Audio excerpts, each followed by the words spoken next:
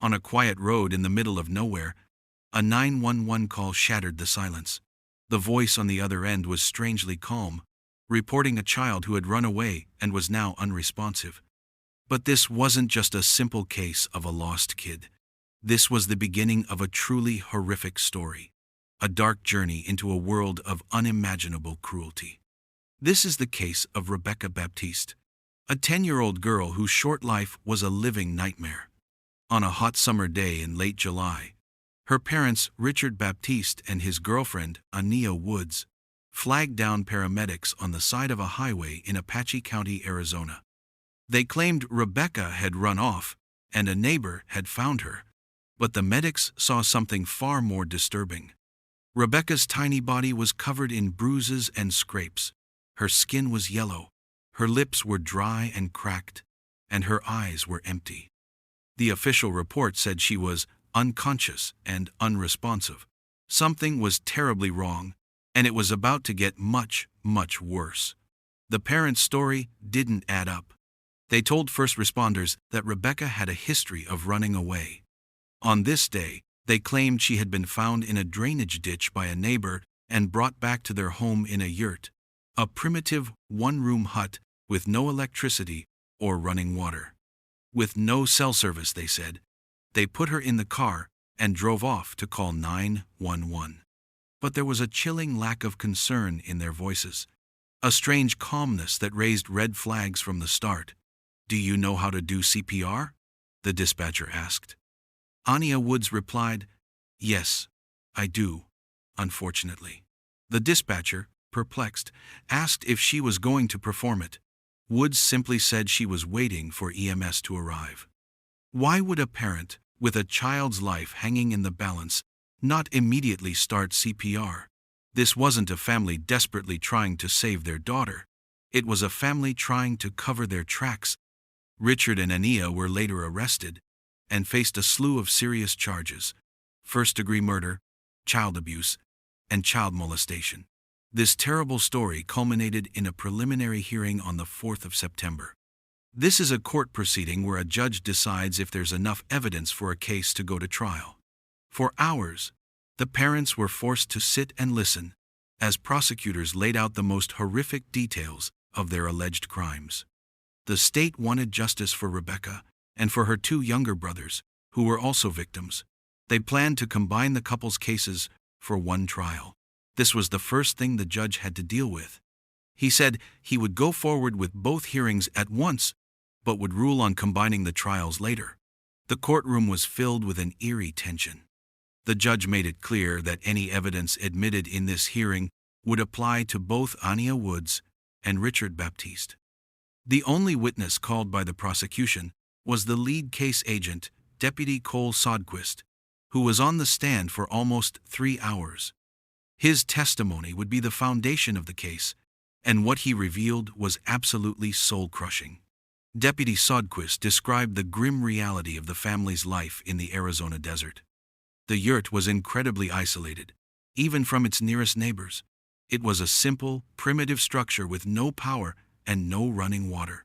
But the conditions inside were even more shocking. When law enforcement entered with a search warrant, they found a scene of pure neglect.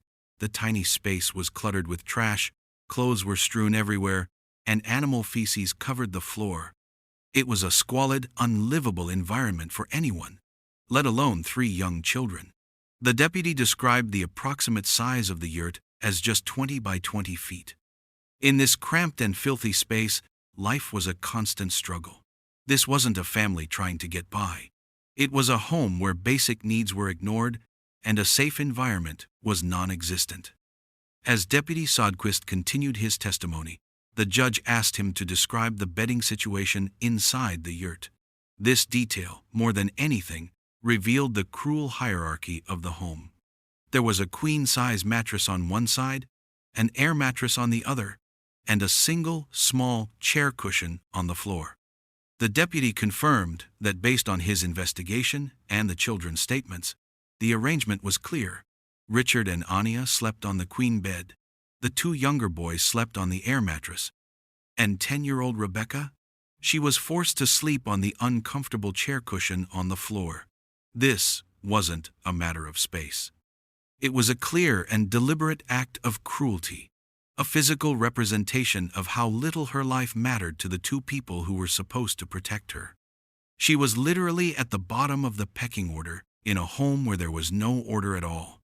The prosecution next wanted to clarify what was so disturbing about Ania Woods' 911 call.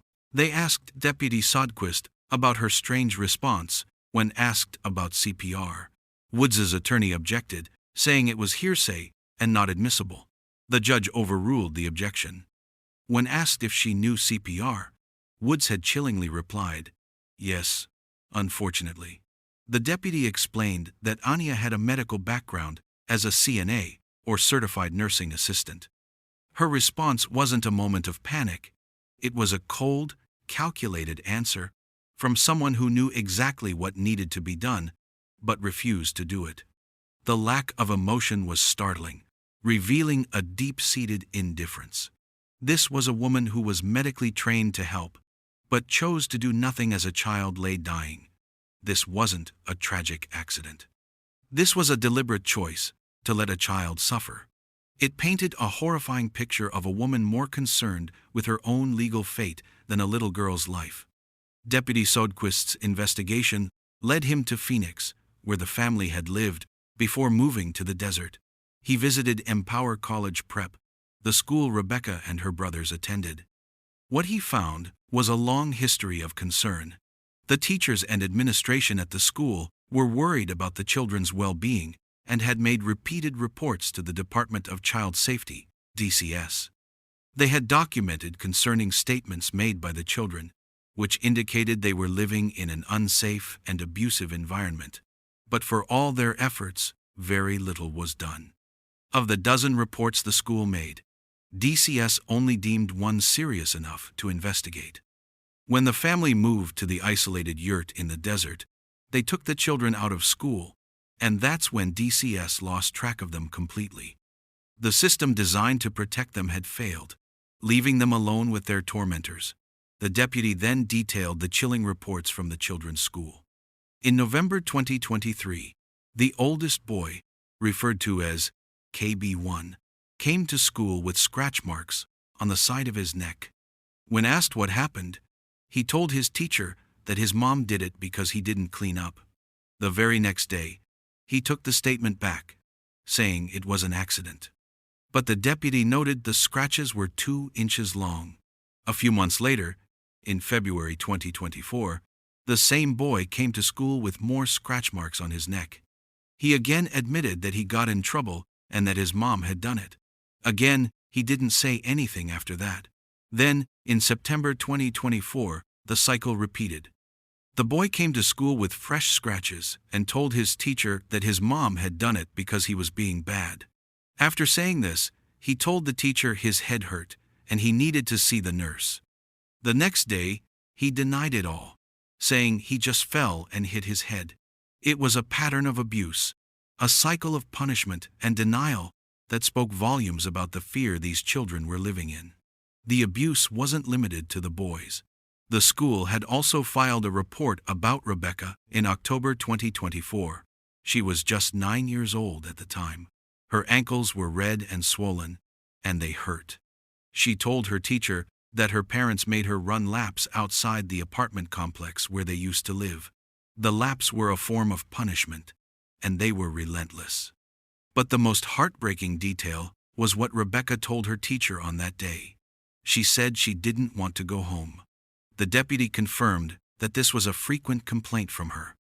Rebekah's plea was a silent cry for help, a sign that her home life was a living hell. She was being disciplined so severely that she was physically injured, and the thought of returning to that place was terrifying. It was a small, quiet detail that screamed of years of torment and fear. During the hearing, the courtroom was allowed to see exhibits that were not shown to the public. These exhibits were photographs of Rebekah's body, and the contents were so devastating that her grandparents, who were in the gallery, broke down. Deputy Sodquist described her injuries in graphic, heartbreaking detail. She had bruises all over her body, from her head to her toes. Her lips were cracked and dry from severe dehydration. Her skin was a sickly yellow color. She was malnourished. But the horror didn't stop there. The deputy confirmed she had missing patches of hair on her head and injuries to her vaginal and anal areas. She had missing toenails and burn marks on her back that appeared consistent with cigarette burns. The medical professionals who treated her said she was so severely dehydrated that she couldn't have walked on her own. This wasn't the result of a child running away and falling in a ditch. This was the result of consistent, brutal torture. The defense attorneys for Richard Baptiste and Ania Woods had their chance to question Deputy Sodquist. They tried to poke holes in the prosecution's case to create doubt and confusion. Richard Baptiste's lawyer, Benjamin Brewer, focused on the lack of a final autopsy report. He wanted to know the official cause of death. The deputy admitted that he didn't have the final report yet, and the cause of death had not been definitively determined. Brewer also tried to downplay some of the abuse. He asked if pulling a child's hair out with a brush to get rid of knots could be considered normal. The deputy was forced to admit that this was a claim made by Ania Woods. The defense attorney's goal was to make these horrific actions seem like something less than abuse. He asked if a belt was ever used. The deputy said he believed so, and that Richard was the one who used it. Richard Baptiste's attorney also questioned the deputy about the running punishment. He asked if running was a concern because it was a form of discipline, or if it would be okay if it was for athletic training.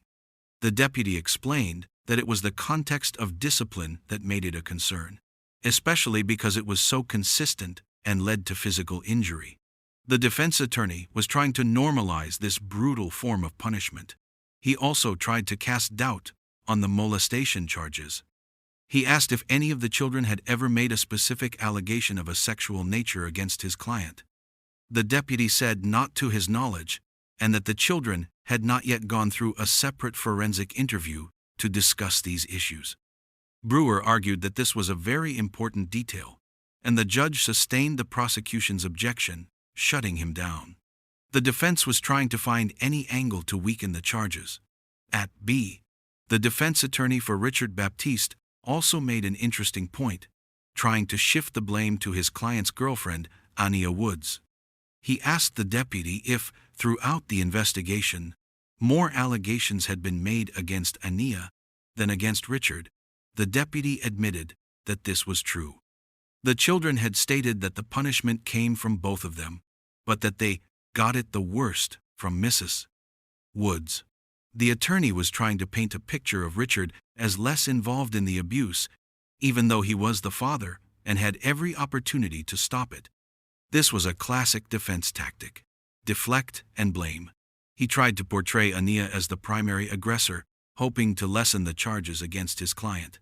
But the judge was not convinced. Ania Woods' attorney, Mr. Lee, focused his cross-examination on the cause of death. He pressed the deputy hard, arguing that without a final autopsy report, there was no definitive cause of death. He questioned how the state could prove that the parents caused Rebekah's death if they didn't know exactly what killed her. The deputy said he couldn't say for sure, and that he would have to refer to the doctor's reports. Mr. Lee argued that without this final conclusion, they didn't know who did what to cause her death. The deputy countered that the injuries were consistent with abuse, which led to her death. But Mr. Lee persisted, questioning the state's evidence and claiming it was all based on speculation. The judge sustained the prosecution's objection, telling the defense attorney that there was already evidence presented about the cause of death. The attorney was trying to create reasonable doubt, but the evidence was stacking up against his client. Mr. Lee also tried to downplay the living conditions in the yurt. He asked the deputy if the messy house was considered part of the child abuse. The deputy confirmed that it was. The lawyer seemed to be trying to make it sound like simple neglect, rather than a dangerous environment. The deputy then explained exactly what made the house dangerous: the animal feces all over the floor, the lack of running water, and the lack of power. The defense was trying to frame these conditions as a minor issue. but the deputy made it clear they were a significant part of the child abuse charges. It was yet another attempt to minimize the severity of what the couple had allegedly done, but the facts spoke for themselves. The filth and neglect were not a simple oversight. They were a deliberate choice that contributed to the children's suffering. The deputy also gave more details about Rebekah's final moments. When she was first found, she had no pulse. But as the ambulance arrived, she suddenly got a pulse. She was flown to Little Colorado and then on to Phoenix Children's Hospital. He told the court that by the time she arrived at Little Colorado, she was already brain dead. The child who had been walking a day before was now in a coma, her brain completely shutting down. It was a rapid and irreversible decline. The deputy explained that she had been missing large chunks of hair from her head, and that her dehydration was so severe she couldn't have walked on her own. This wasn't a girl who had simply run away. This was a child whose body was giving up after enduring years of abuse and torture. The defense attorneys were relentless in their attempts to discredit the evidence. They questioned the very foundation of the case, arguing that the medical evidence was not yet conclusive. Brewer pressed the deputy on the blunt force trauma to Rebekah's head. He asked if there was any sign of an object being used. The deputy said no, but the injuries looked consistent with hair being pulled from the scalp. The lawyer then tried to explain this away by saying Ania Woods claimed she was just trying to get knots out of the girl's hair with a brush. It was a flimsy excuse, but it was all they had. The defense lawyer also tried to argue that a belt was a common form of punishment, implying that the abuse was just a simple spanking. The deputy was forced to admit that, sometimes, a belt is used as a form of corporal punishment. The defense was trying to make the extreme seem normal. The molestation charges against Richard Baptiste were a major point of contention for his lawyer. He questioned the deputy about whether Rebekah or her brothers had ever made a direct allegation of a sexual nature against his client. The deputy said not to his knowledge, and that a separate forensic interview for the boys had not yet been done. The lawyer argued that this was a critical point. He was trying to prove that without a direct statement from the children, the charges were baseless. The deputy said he would need to refer to his report for the exact details. The defense attorney then tried to make a point that if the reports were already admitted into evidence, the court could review them. He was trying to cast doubt on the deputy's memory and imply that if the evidence existed, the deputy should know about it. The judge sustained the objection, not allowing the defense to speculate. The molestation charges were serious, and the defense was desperate to fight them. The defense's strategy was a classic blame game. Richard Baptiste's attorney tried to shift the majority of the blame to Ania Woods. He asked the deputy if the children's statements indicated that Ania was the aggressor. The deputy admitted that the children said they got it the worst from Mrs. Woods. But he also made it clear that the abuse came from both parents. The attorney was trying to minimize his client's role in the abuse, but the fact remained that he was the father and was present for all of it. The lawyer also questioned if Richard had ever combed Rebekah's hair, again trying to distance him from the specific, brutal act of pulling out her hair. It was a last-ditch effort to separate his client from the most horrific details of the abuse. But in the end, it was clear that both parents were complicit in the torture and neglect of their children. Mr. Lee, the defense attorney for Ania Woods, kept hammering on the lack of a final autopsy report. He wanted a definitive conclusion as to the cause of death. He argued that the deputy couldn't say for sure why Rebekah died, so how could his client be charged with her murder? The deputy explained that the doctor's findings were consistent with child abuse and torture, which led to her death. But the defense lawyer insisted on a final, conclusive report. He questioned the doctor's conclusion, saying that consistent with was not a definitive cause. The judge intervened again, telling Mr. Lee that he was asking the deputy to speculate. But the point was made. The defense was going to use this lack of a final report to create doubt in the minds of the jury. They would argue that no one could say for certain what killed the child, and therefore, no one could be held responsible for her death. Despite the defense's best efforts, the judge was not swayed.